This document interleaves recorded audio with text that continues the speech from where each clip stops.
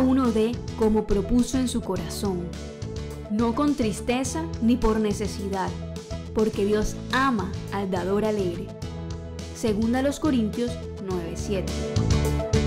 Si deseas apoyar la obra del Señor en MR, puedes hacerlo a través de consignación o transferencia electrónica a la cuenta de ahorros número 554-00000440 de Bancolombia, a nombre de Iglesia Ministerio de la Reconciliación, NIT 802-025-169-3.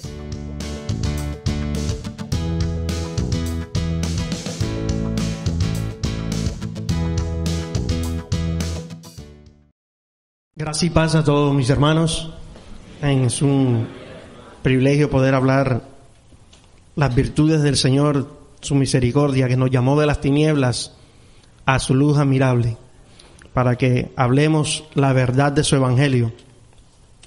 Agradecerle al Señor por esta honra que me concede en hablar en su nombre, a nuestros pastores por la confianza de facilitarme este púlpito y hablar en el nombre del Señor. Habiendo tantos ministros aquí competentes que pudieran hacerlo, y sé que lo pueden hacer de mejor manera que yo, pero Dios es misericordioso. A Él elevo mi oración en esta hora. Padre, te doy gracias por esta noche, gracias por la vida de mis hermanos aquí reunidos. En tu nombre, Señor, estamos reunidos. Justificados pues por la sangre de Jesús, tenemos paz para contigo, Señor. Su sangre nos ha limpiado de toda obra pecaminosa, ha limpiado nuestras conciencias, Señor, para que hoy te podamos servir a ti, el Dios vivo, el Dios verdadero, el Dios justo, fiel, Dios de toda misericordia, Señor. Padre, en esta noche te pido por los méritos de Jesús que utilice mis labios para hablar en tu nombre, tu palabra, Señor. Que mis hermanos, que son tus hijos, Señor, puedan ser edificados a la luz de tu palabra. Te pido que tú le des crecimiento a esta que es tu palabra, Señor. Ayúdame a hablar en tu nombre para la gloria tuya, Señor, en Cristo Jesús, nuestro Señor. Esta noche tengo un tema y le he titulado La verdad prevalece. La verdad prevalece.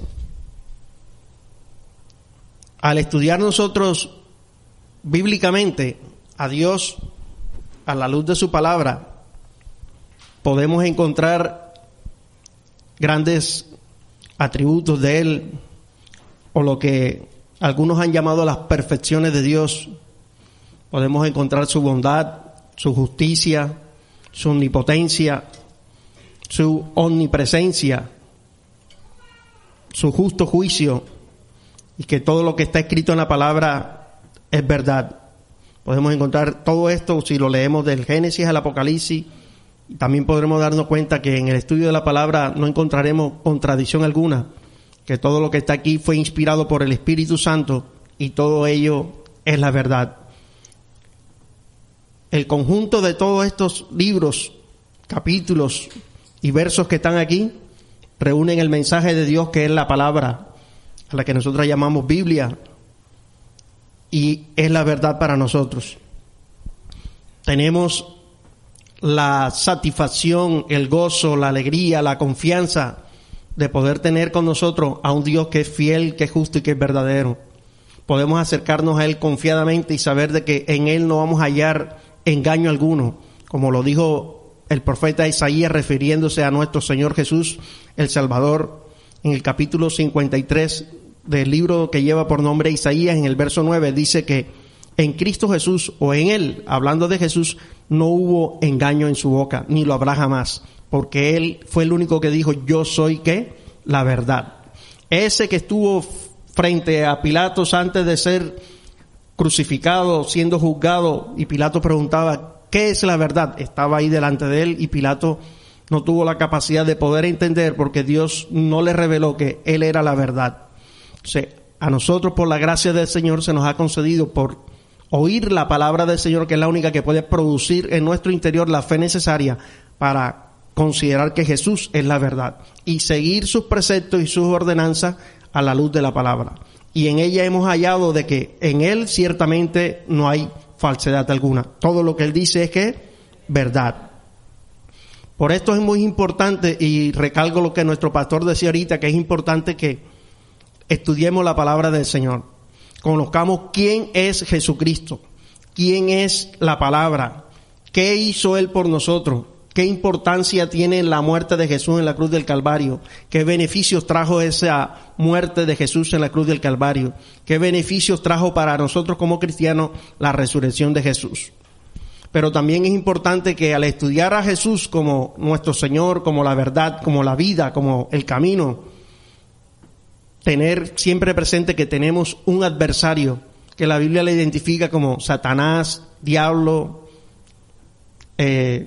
Apolión, el destructor, el maligno. De tantas formas Dios le llama ahí a través de la palabra del Señor. Y también tenemos que estudiarle a Él y conocerle a Él. Quiero hacer claridad que cada vez que uno de los ministros que expone la palabra de aquí y hablamos de Satanás y de sus cualidades que son malignas y diabólicas, nunca es el deseo de nosotros exaltarle a Él, sino desenmascarar su mentira. Y eso, a la luz de la palabra, confiando en la ayuda del Señor, podremos hoy descubrir ciertas mentiras que Él ha utilizado a través de la historia de la humanidad, desde el principio en el Edén, cómo ha entrado en la mente y en el corazón de la gente sutil y estratégicamente. ¿Para qué? Con el único objetivo de desviarnos de la sincera fidelidad a Dios.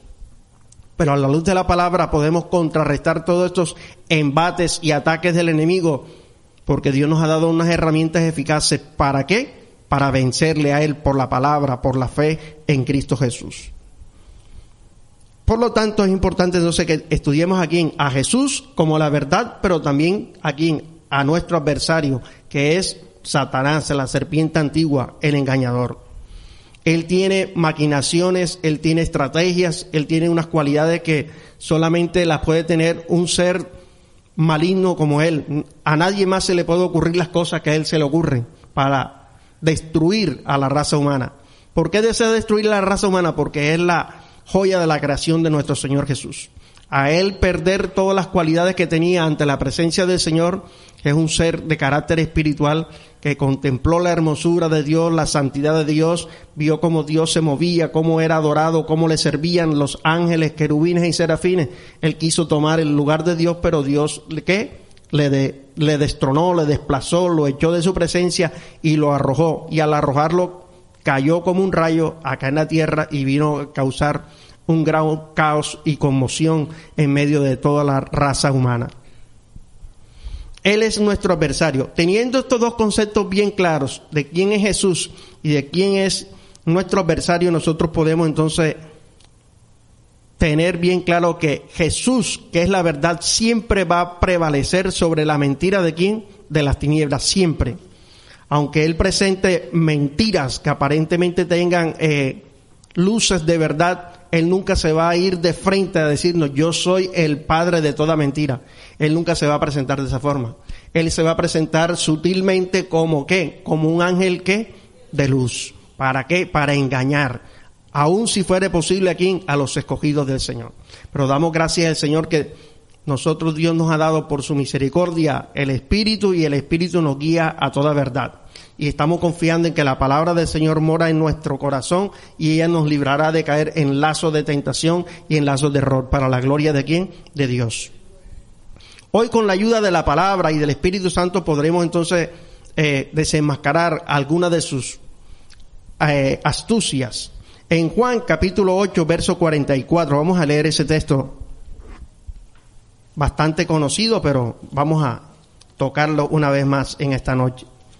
Juan 8, 44, encontramos aquí un diálogo que Jesús sostiene con algunos personajes de la época. Y Jesús les dice a estos personajes, verso 44 del libro de Juan, del capítulo 8 de Juan: vosotros sois de vuestro padre el diablo, y los deseos de vuestro padre queréis hacer. Él ha sido homicida desde el principio y no ha permanecido en la verdad, porque no hay verdad en él. Cuando habla mentira, de suyo habla, porque es mentiroso y padre de ¿qué? La mentira. Y padre de mentira. Este personaje que Jesús, en este solo texto, verso 44 de este capítulo 8, Jesús lo identifica como homicida y como padre de mentira. Dos juicios certeros a la yugular del diablo para que nosotros lo identifiquemos como nuestro adversario y como nuestro enemigo.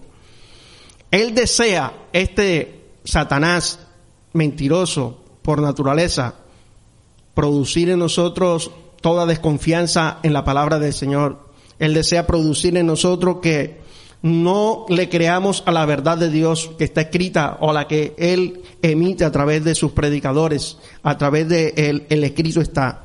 Él desea que nosotros desconfiemos de lo que Dios dijo en su palabra a favor de nosotros. Él desea que nosotros no creamos que somos nueva criatura. Él desea que nosotros vivamos como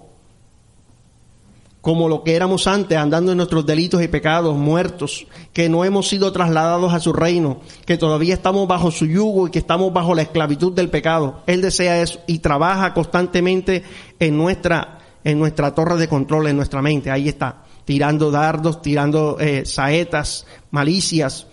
Entonces, ¿qué toca a nosotros? Contrarrestar todos estos ataques del enemigo a la luz de la palabra del Señor. Él, ¿qué desea en nosotros? Producir muerte. Muerte sea física como muerte de carácter espiritual. La forma en que Él desarrolla estos ataques es a través de dos armas que han sido eficaces en este ataque. Ellas son la sutileza y la astucia. Vamos a definir una vez más lo que es sutileza. Ya lo dijimos la semana pasada. Hoy lo vamos a repetir por amor a las personas que no estuvieron ese día. Sutileza, según el diccionario de la Real Academia Española, lo define de la siguiente manera: dicho o concepto excesivamente agudo o falto de verdad. Dicho o concepto excesivamente agudo o falto de verdad. Y astucia, acción con que se pretende engañar a alguien. Él, con sutileza, siempre pretende desviarnos a nosotros de la verdad del Evangelio, de la verdad de la palabra del Señor. Vamos ahí al libro de Génesis, capítulo 3. Libro de Génesis, libro de los principios, capítulo 3. En el capítulo 3,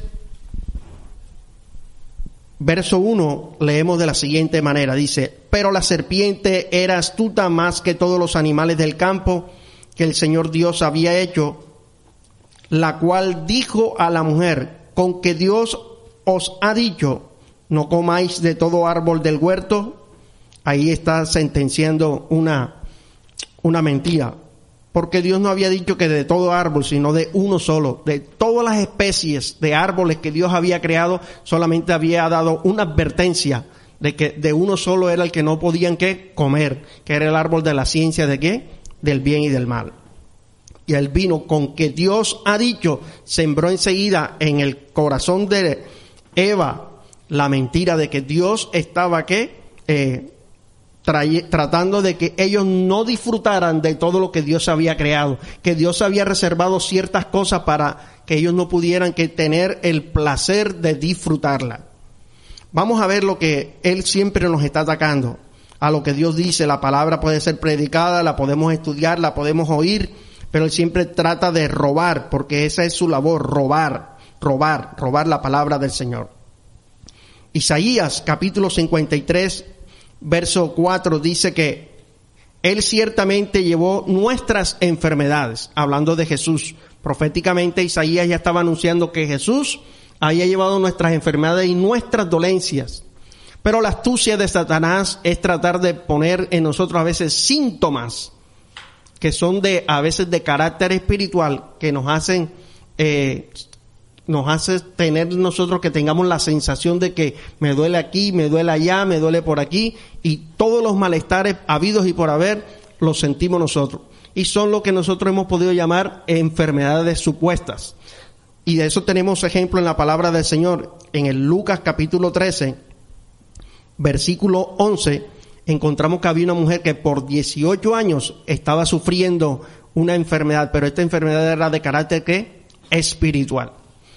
Debo aclarar que todas las enfermedades no siempre son de carácter espirituales. Hay enfermedades que son de carácter físico, por el desgaste, por los virus, las bacterias que están en el medio ambiente, vamos a poder padecer algunas de ellas. Pero en este caso dice la palabra del Señor que esta mujer sufría una enfermedad de carácter espiritual. Ahí viene él enseguida con su mentira, con que Dios ha dicho que Él te ha sanado. Se envía entonces ¿qué? Un espíritu de enfermedad para tratar de contrarrestar ¿qué? La verdad de la palabra del Señor. Otro ataque con que Él puede atacar, Él puede lanzarnos para desviarnos de la sincera fidelidad del Señor, lo encontramos en el capítulo 13, libro a los Hebreos. Aquí estamos ahí cerca, ahorita nuestro pastor hizo una lectura de ese mismo capítulo. Vamos a leer capítulo 13 a Hebreos, verso número 17. Esta es la palabra del Señor, que es verdad, y en ella no hay mentira. Hebreos 13, 17. Obedeced a vuestros pastores y sujetaos a ellos, porque ellos velan por vuestras almas, como quienes han de dar cuenta, para que lo hagan con alegría y no quejándose, porque esto no es provechoso. Me quiero quedar en la primera parte que dice, obedeced a vuestros pastores y sujetaos a ellos. ¿Cuántos creen que esto es palabra de Dios? Esta es palabra de Dios, ¿verdad? Pero viene él con su astucia, su estrategia, con su malicia, y te dice, ¿por qué tú te tienes que sujetar a un hombre que es igual que tú? ¿Por qué tú tienes que sujetarte a él? Si tú también conoces Biblia, tú puedes abrir todo aparte y abrirte. Ya tú debes quitarte de la cobertura, a ver, sé libre. Y comienza con la maldad y sembrando la maldad. Pero el que es un hijo de Dios, que es espiritual, dice, esto no puede ser del Señor, porque a Dios no le gusta la rebeldía, sino que seamos ¿qué? Obedientes. Y aprendamos como Cristo Jesús, que fue manso y humilde. Entonces, en humildad y por discernimiento de espíritu decimos, esto no puede ser palabra de Dios, porque no puede estar contradiciéndose al escrito está. Y en obediencia y por gracia y obra del Espíritu Santo, obedecemos y nos sujetamos a nuestros pastores. Pero ese dardo siempre va a venir. A la verdad de Dios viene un ataque del enemigo. Por eso es que tenemos que estar preparados ¿con qué? Con el escudo de la fe. Con que podamos ¿qué? Apagar todos los dardos de fuego ¿de quién? Del maligno. Él lanza esos dardos de fuego. ¿Qué haces aquí? Perdiendo el tiempo, perdiendo tu juventud. Esto es aburrido. Esto es para viejos. Esto de evangelio, esto es para viejos, y te lanza, especialmente a los jóvenes, a los muchachos, está lanzándole esto. Esto es perder el tiempo, pero no es perder el tiempo, esto es tener la vida y la vida de Cristo Jesús. Por eso es importante que nosotros comprendamos quién es Jesús, qué hizo por nosotros y cuáles son las astucias y las malicias de este que se las da de león, y es un león que ruge pero no tiene el poder para devorarnos, porque somos seres espirituales y él no puede tocar un espíritu, porque nuestras vidas están ¿qué? Escondidas en Cristo Jesús. Y hablando de esto, de que él no puede tocarnos porque él es puro aguaje, él es puro ruge, pero no nos puede tocar, porque nuestra confianza está en nuestro Señor y nuestra vida está ahí refugiada, escondida en Él. Tenemos esa absoluta seguridad y confianza de que nada nos puede dañar. Yo en estos días me acordaba de ese pasaje de Daniel que fue lanzado a los leones. Le comentaba a mi hermano Freddy, y dice, Freddy, ¿tú sabes que por qué el león, que es, la Biblia lo representa como un adversario nuestro? Y la palabra nos dice que lo resistamos porque él anda como, o sea que es un comparativo, como un león, no es un león, anda rugiendo a través de los creyentes. ¿Por qué no pudo comerse a Daniel? Porque Daniel era un hombre espiritual. Daniel era un hombre espiritual, y al ser un hombre espiritual, él no encontró carne alguna allí para poder devorarlo. Los leones por naturaleza son carnívoros y ellos devoran a los carnales. Pero todo el que es espiritual, su vida está escondida en Cristo Jesús. Y nosotros tenemos que creer eso, que nuestra vida está unida a Cristo Jesús y que ya no somos la vieja naturaleza, sino nuestra vida es una nueva creación para la gloria y honra de nuestro Señor Jesús.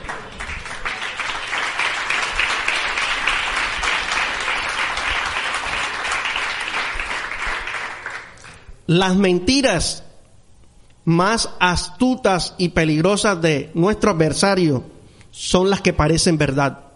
Esas son las más peligrosas, las que tienen un tinte de verdad, que aparentemente las vemos y creemos que en ocasiones es verdad y nos ponen como que a dudar. Pero esos argumentos tenemos que llevarlos cautivos a la obediencia a Cristo Jesús para obtener la victoria en Él. Como lo dije ahorita, Él nunca se va a presentar como un mensajero de las tinieblas. Él nunca se va a presentar como el padre de mentiras, sino como un ángel ¿de qué? De luz, para tratar de engañarnos y desviarnos de la sincera fidelidad a nuestro Señor Jesús. Nuestro enemigo tiene una facultad que él nos puede ver a nosotros, que nosotros no podemos verlo a él lógicamente, porque es un ser espiritual, que él nos conoce, que él conoció a Dios, que conoció la santidad de Dios, vio cómo se le rendía pleitesía al Señor, que los querubines se postran delante del Señor y le adoran y dice, santo, santo, santo. Él tiene esa facultad, nosotros no. Y eso es una desventaja que tenemos nosotros. Al no verlo, creemos a veces de que Él no existe, pero Él es real. Tal y cual como Dios es real en nuestra vida, Él es un ser espiritual, pero es real. No queremos exaltarlo, queremos desenmascararlo en esta noche. Sus estrategias siempre serán la misma: mentir, porque Él es el padre de mentira. ¿Y de qué miente Él? Acerca de la verdad de Dios. Ese es su objetivo, mentir acerca de la verdad de Dios. Si Él logra que usted y yo desconfiemos de la palabra del Señor, estaremos a un paso del pecado. Si Él logra arrebatar de nosotros la palabra del Señor, estamos a un paso ¿de qué? De ser desviados de la sincera fidelidad a Cristo nuestro Señor. Él desea distorsionar todo lo que se parezca a Dios. Ese es su propósito, su objetivo militar es eso, distorsionar todo lo que se parezca a Dios. ¿Y en quién se está formando la imagen de Dios? En nosotros. La mente de Dios se está formando en nosotros, el carácter de Dios se está formando en nosotros, porque Él perdió esa facultad de poder contemplar y de quedarse allí para siempre, por toda la eternidad, adorando al Señor. Era un ser angelical que dice que el día de su creación los tamboriles sonaron y resonaron, alabando al Señor por la obra majestuosa que Dios había hecho en Él, al crear a este ser angelical. Pero Dios lo desechó de su presencia por rebelde. Y ahí comenzó el caos de toda la humanidad. ¿Cuáles son sus mentiras estratégicas? Esas mentiras Él las lanza aquí, a la torre de control, como yo le he dicho en otras ocasiones, a nuestra mente. Atina nuestra mente. Y siempre ha sido eficaz con su mensaje y no lo ha cambiado. Lo ha disfrazado con estrategias modernas, con pensamientos modernos, pero el de Él siempre ha sido el mismo. Con que Dios ha dicho, entonces Él viene y distorsiona lo que Dios ha dicho, porque quiere hacer pensar de que nuestro Dios es un Dios negativo, que es un Dios que no nos quiere dar nada, que es un Dios que es cruel, que es un Dios que es castigador, un Dios que está esperando que nos equivoquemos para lanzarnos al infierno, un Dios que es inmisericordia. Alguien que lea la palabra y tome el texto sagrado en el Antiguo Testamento y ve cómo Dios daba orden de matar niños, mujeres, ancianos, cualquiera puede decir que ese Dios es injusto y distorsiona la verdad del Evangelio. Esa es la obra de Él, causar en esta mente, las mentes estas, confusión para hablar en contra de la palabra del Señor. ¿Por qué? Porque ellos no se toman el trabajo de estudiar la palabra del Señor en todo su contexto literario, como está aquí escrito, sino que toman aparte de la palabra del Señor y al utilizarlo fuera de su contexto, distorsionan el mensaje de la palabra del Señor. Una vez más lo digo y siempre estoy resaltando la importancia de que tenemos nosotros en el estudio de la palabra del Señor. Debemos dedicarle tiempo a ese estudio de la palabra del Señor. Satanás, estamos aquí en Génesis, vamos otra vez aquí al Génesis capítulo 3. Quiero hacer énfasis en unos detalles que me llamaron la atención mientras yo estudiaba este tema. Capítulo 3 del libro de Génesis. Las estrategias de Satanás, verso 4, dice: entonces la serpiente dijo a la mujer, no moriréis. Ahí hay otra mentira de Satanás, porque ya el Señor había dicho en el capítulo 2, verso 17, mas del árbol de la ciencia del bien y del mal no comerás, porque el día que de él comiere, ciertamente morirás. Ya Dios había dado la sentencia, él trae aquí una mentira. Ahora el capítulo 3, verso 5 dice, sino que sabe Dios que el día que comáis de él, serán abiertos vuestros ojos y seréis como Dios, sabiendo el bien y el mal. Aquí él presenta una escena de un Dios aparentemente egoísta y siembra ese dardo en la mente y el corazón de la mujer. ¿Por qué digo que egoísta? Porque dice, el día que ustedes coman de él, Dios sabe que ustedes van a ser como él. Y la gente quiso entonces, Eva y Adán, tomar el lugar que le corresponde a Dios, la adoración a Dios. La adoración que Satanás quiso tener en la presencia del Señor cuando quiso tomar el trono de Dios, por lo cual Dios lo expulsó de su presencia.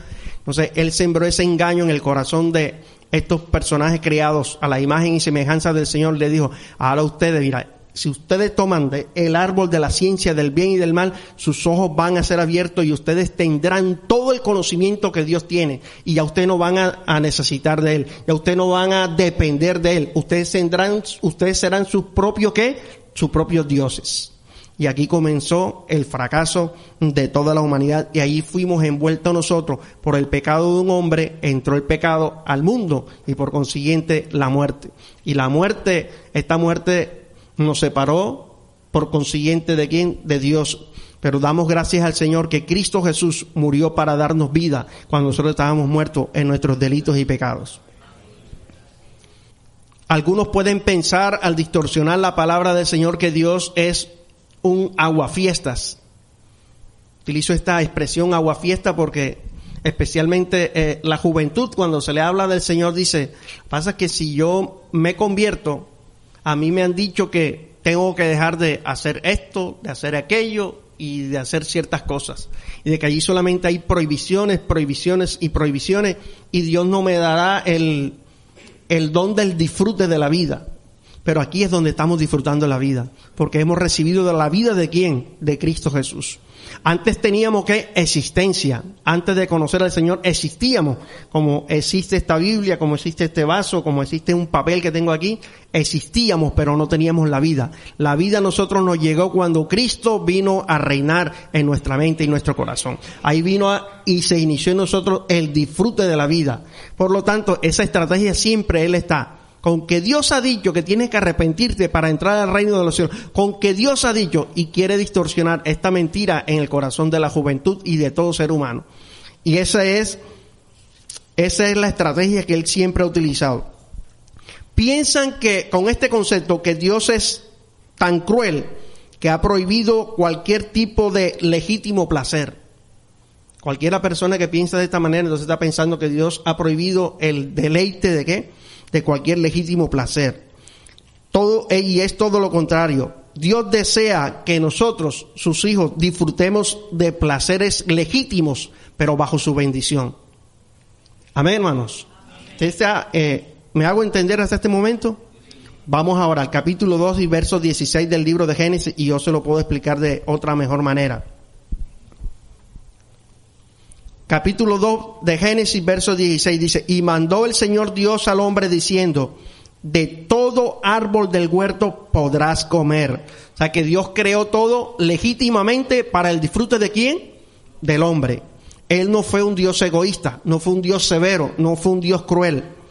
Él lo hizo todo, pero hizo una advertencia, solamente de un árbol no podrás tener acceso, porque ciertamente el día que de él comieres, morirás.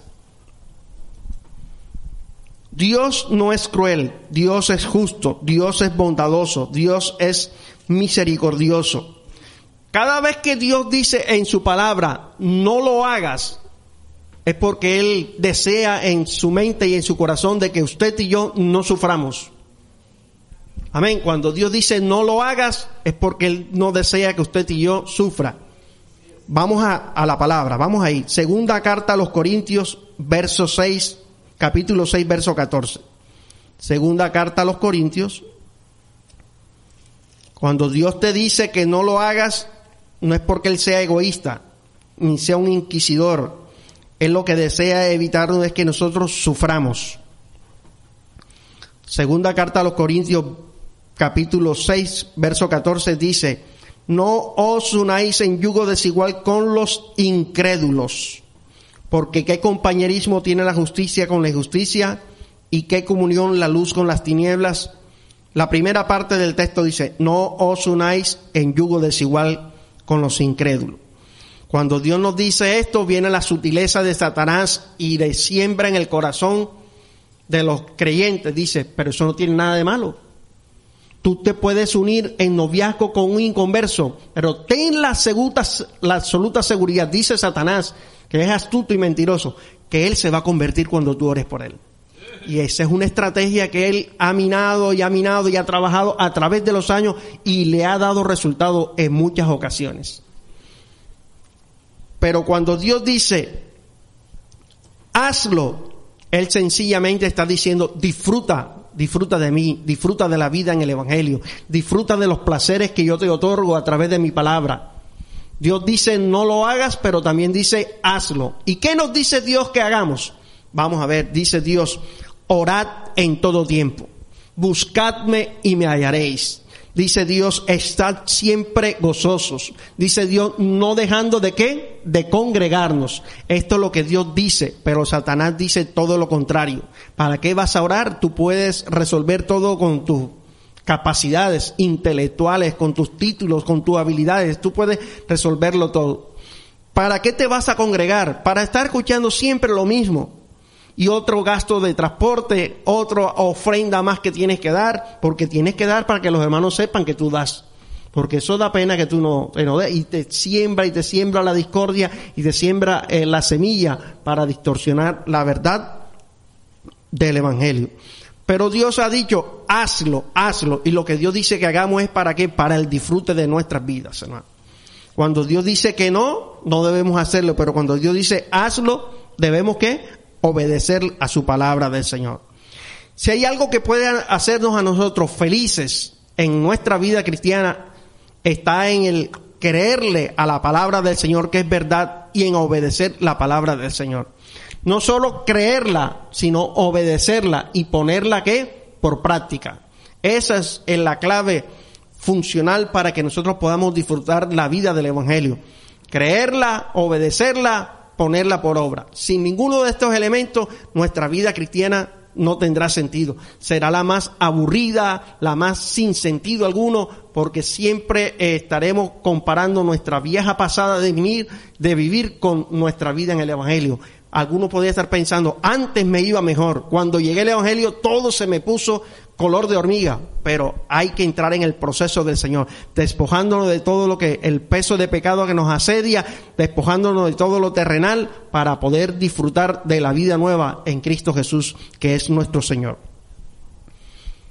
Otra estrategia que usa nuestro enemigo llamado Satanás o serpiente antigua, la encontramos en poner pensamientos de carácter escépticos en nosotros. ¿Qué es un escéptico? Un escéptico es, según la definición que yo encontré en el diccionario, es alguien que profesa duda. Un escéptico es alguien que profesa duda o está en desacuerdo con lo que generalmente está aceptado como verdad. Lo repito, escéptico es, según la definición del diccionario, es alguien que profesa duda o está en desacuerdo con lo que generalmente está aceptado como verdad. Este escepticismo en el corazón de los hombres produce duda, y al dudar nosotros de la eficacia del Evangelio, produce en nosotros un negativismo acerca de la palabra del Señor. Ese es el mensaje que él siempre ha transmitido, Satanás, siempre, sembrando duda, y sembró la duda y el negativismo en contra de la palabra del Señor en Adán y Eva cuando desobedecieron la palabra del Señor. Le dijo, ciertamente el día que comieres de él no morirás, sino que tendrás sabiduría y serás como Dios. Y dijo una gran mentira, no moriréis. Él es el estratega de todas las mentiras.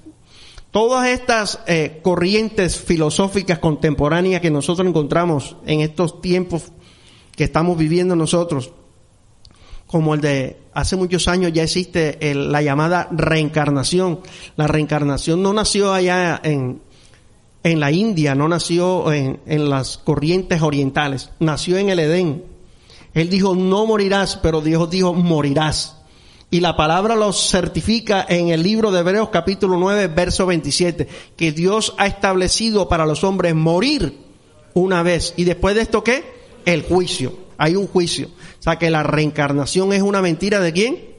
De las tinieblas. Vamos a ver unas fuentes,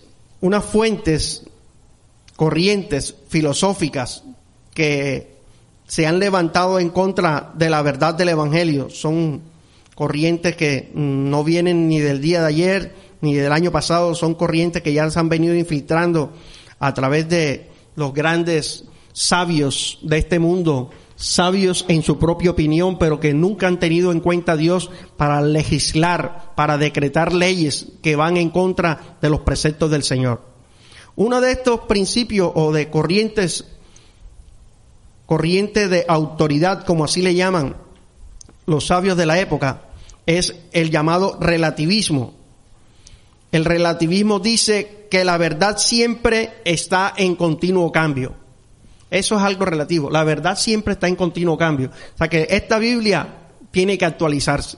Para ellos ya esto está pasado de moda. Pero la palabra de Dios dice ciertamente que Jesucristo es el mismo de ayer, de hoy y por los siglos. Que ni una tilde ni una jota de ella pasará hasta que toda ella se cumpla, ¿verdad? O sea, eso, lo que está escrito, contradice el concepto de los que creen en el llamado relativismo. Otro concepto es el subjetivismo. Esta ideología dice que lo que es verdad para usted no necesariamente es la verdad para otra persona. La verdad tuya no puede ser la verdad de todo el mundo, es lo que ellos dicen. No necesariamente lo que yo pienso y creo como verdad puede ser la verdad que esté pensando mi vecino, es lo que creen esta corriente filosófica, por así decirlo. Hay otra corriente que se llama el existencialismo. Ellos enseñan que la verdad es solo aquello que podemos experimentar. Que la verdad es solo aquello que podemos experimentar. Y para nosotros esta es la verdad. Y podríamos decir que nosotros en parte creemos en que hemos experimentado el amor y el perdón del Señor y hoy somos nuevas criaturas.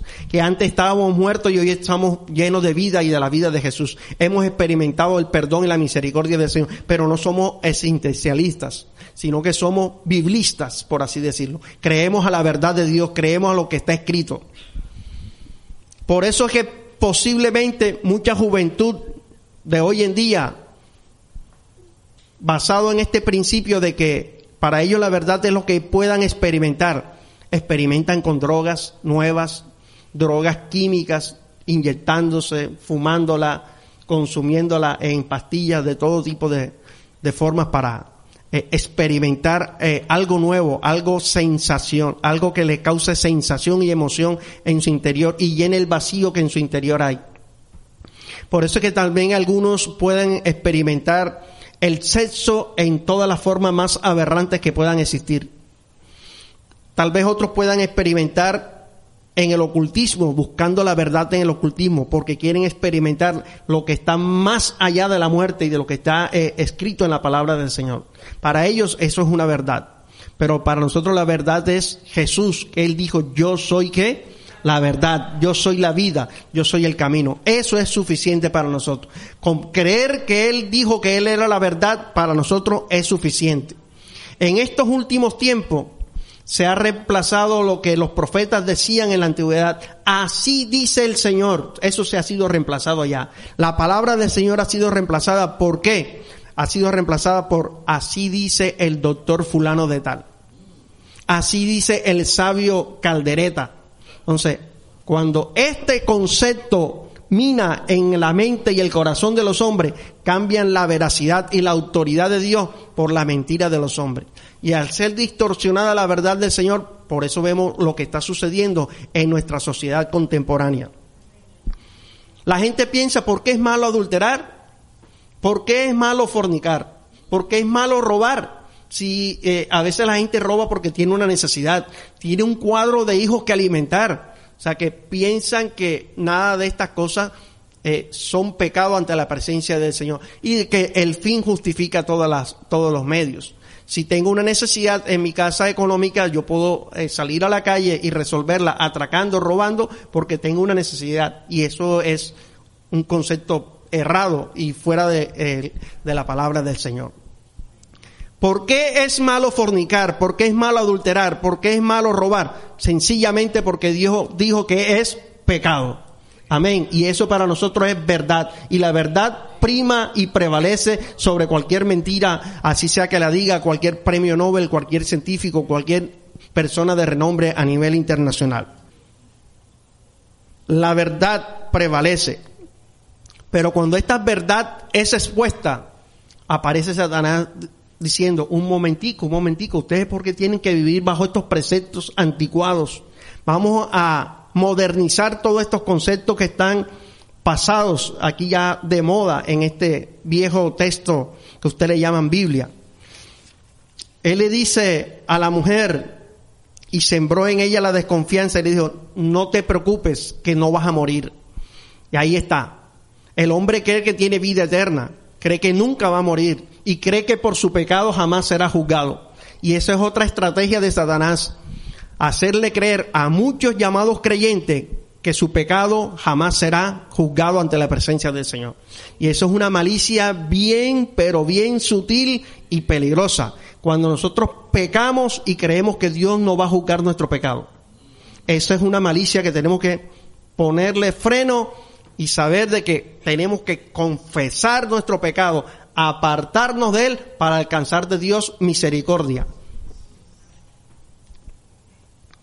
Dios dio en el antiguo tiempo, en el Antiguo Testamento, Dios dio 10 mandamientos. Dios dio ordenanzas, estatutos, principios, preceptos. Dios no dio 10 consejos, sino dio mandamientos, por lo cual es el pueblo de Israel y por consiguiente nosotros tenemos que guardar. Son mandamientos. Si estos mandamientos, si estas leyes de Dios no tuvieran una consecuencia de carácter punitiva, o sea, una consecuencia de castigo por la desobediencia a ellos, hubieran sido solamente unos meros consejos. No adulteres, no tomes el nombre de Dios en vano, no codicies, no mientas. O sea, hubieran quedado así como simples consejitos, pero no son consejos, son mandamientos de Dios, son palabra de Dios. Génesis 3, 4 y 5, la serpiente astuta, maliciosa, perversa, sembró en el corazón de Eva la duda y le dijo, Dios, lo que pasa es que Dios no quiere que ustedes tomen del árbol de la ciencia del bien y del mal, porque el día que ustedes ciertamente toman de él, ustedes van a recibir la adoración que él quiere para él solo. Y él no quiere compartir esa adoración porque él es un Dios egoísta. Presentó un mensaje así y Eva se comió esta malicia. Se la comió, entonces ella dijo, pero Dios quiere adoración solamente para él. O sea, que él quiere el monopolio de la adoración para él. Y le quiso robar la gloria a Dios y entró la maldad en la mente y el corazón de Eva. Y no solo Eva. Hoy tenemos y contamos con artistas de la farándula llamada cristiana que han recibido reconocimiento mundial, escritores de libros, tanta gente famosa a nivel de la farándula cristiana que le han robado la gloria al Señor. Creen ellos que le han robado la gloria al Señor. Y son los becerros de oro que hoy la gente está adorando. Porque han distorsionado la verdad del Evangelio y el único que merece toda adoración y toda honra y gloria es nuestro Señor Jesús. Hoy el mensaje de Satanás es el mismo. Y lo ha distorsionado y lo ha cambiado, pero entonces hoy utiliza estrategias como saca el campeón que hay en ti, saca todo el potencial que hay en ti. Por eso es que él no quiere que tú comas del árbol de la ciencia del bien y del mal, porque el día que tú comas de él tendrás sabiduría y sacarás todo el potencial en ti y ya no lo necesitarás a él. Pero damos gracias al Señor que la palabra de Dios es verdad y dice que separados de Él nada podemos hacer. Así es lo que la palabra del Señor dice. Su mensaje de hoy es: tú puedes, créelo, confiésalo, dilo, di la palabra y esto sucederá. Nosotros no tenemos poder creativo, no tenemos ningún tipo de poder creativo. El que tiene poder creativo es Dios. Él dijo, por el poder de su palabra fueron creadas todas las cosas. Nosotros tenemos que tener el pensamiento de honrarle a Él en obediencia y creer que su palabra es verdad y es la verdad absoluta para nosotros. Este movimiento de algunos años que surgió en la historia de la humanidad llamado Movimiento de Liberación Femenina no es nuevo. Nació en Edén, cuando Satanás a través de su malicia le dijo a Eva: come del árbol del bien y del mal y te independizas de Dios. Así la mujer que se quiere independizar en contra de su marido, rebelde, en contra de la palabra del Señor, dice: yo soy parte de este movimiento feminista desde el último tiempo. Y esto nació aquí en Edén. Causó la rebeldía en el corazón de la mujer para no obedecer que la mujer debe estar sujeta ¿a quién? A su marido. Y esa es la mentira de Satanás, con que Dios ha dicho. El inicio de la sutileza de Satanás es trabajar en nuestra mente, como lo dije hace un momento. Ahora yo tengo un apunte aquí, dice: si sembramos o anidamos un pensamiento en nuestra mente, esto se convierte en un deseo. Si lo cosechamos, se convertirá en una acción, que es lo que la Biblia llama obra de la carne. Y si sembramos una acción, cosecharemos un hábito, o sea, un carácter. Lo repito, si sembramos o anidamos un pensamiento en nuestra mente, que la Biblia lo llama en el libro de Gálatas, capítulo 5, un deseo, y si lo cosechamos, eso se convertirá en una acción. Al convertirse en una acción es lo que la palabra en el mismo libro de Gálatas dice que es una obra de la carne. Se lo voy a resumir en esta palabra.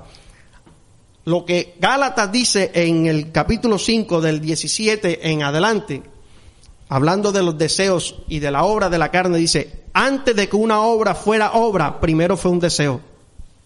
Tenemos que tenerlo aquí, el deseo de ir en contravía de la palabra del Señor. Tenemos que tener un deseo aquí pecaminoso para convertirlo en obra de la carne.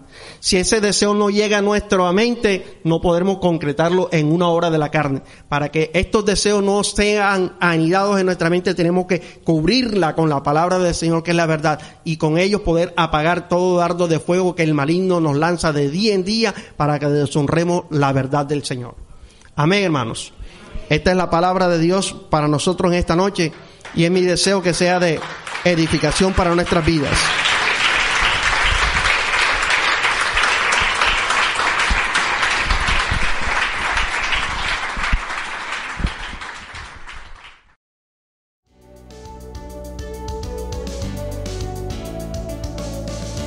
Esperamos en el Señor que esta transmisión haya sido de edificación para tu vida. No olvides suscribirte y seguirnos en nuestras redes sociales. Te esperamos en una nueva ocasión. Iglesia, Ministerio de la Reconciliación, llenando la tierra del conocimiento de la gracia de Dios.